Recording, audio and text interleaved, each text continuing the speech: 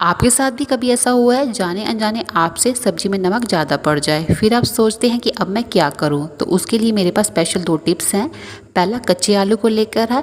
आप आलू का ऊपर वाला छिलका निकाल लीजिए, फिर फोक की सहायता से पूरे आलू में आप छेद बना लीजिए। फिर इसके बाद आलू को आप अपनी सब्जी में 3 से 4 मिनट डिप रहने दीजिए। इस तरह करने से आपकी जो सब्जी में एक्स्ट्रा नमक है वो आलू अपने अंदर ऑब्जॉर्ब कर लेगा और आपकी सब्जी में नमक एकदम नॉर्मल रह जाएगा। और दूसरा टिप मेरा आटे को लेकर है।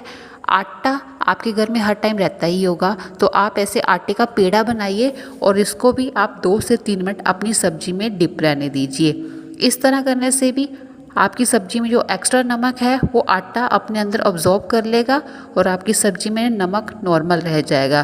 तो अगर आपको वीडियो अच्छी लगी हो तो वीडियो को लाइक करना मत भूलिएगा। Thank you.